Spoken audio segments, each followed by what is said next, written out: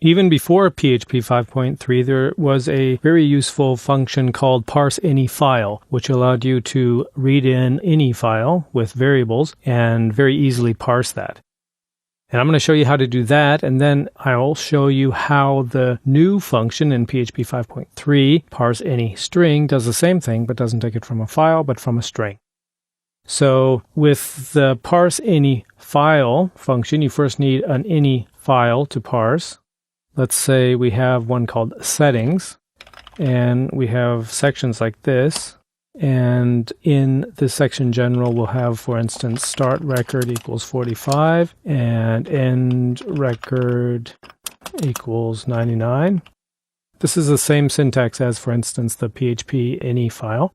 You can make your own any files very easily, like this. And to read it in, you say, for instance, any array equals parse any file, and then you just say the name of the file, which is settings.any.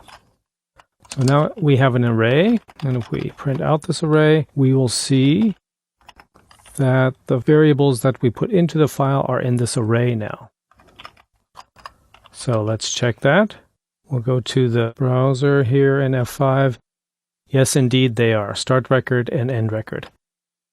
And there is a nice setting with parse any file. If you say true here for include the groups, I'll press F5 here, and you see that it brought in the group general, and inside that are two items, start record and end record.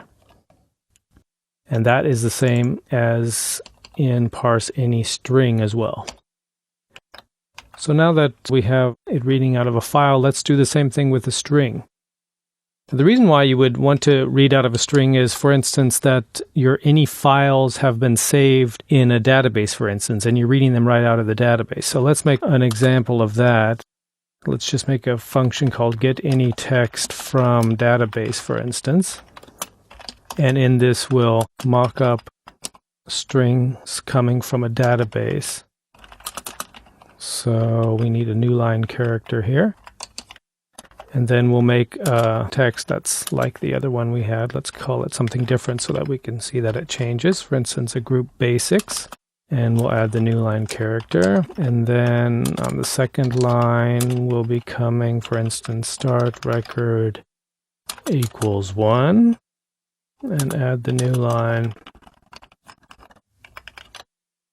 And then we'll have end record, and that'll be 10, for instance, with the new line, and we'll return that string. So now, instead of saying parse any file, we're going to comment that out and say the any array equals parse any string. And we'll give it the string, which is just this function. And that should be it. Let's take a look at that in the browser.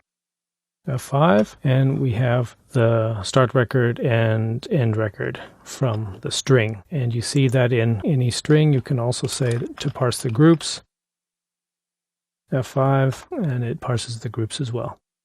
So with parse any string in PHP 5.3, you have the same functionality as the parse any file, just that you can now read strings, for instance, out of the database.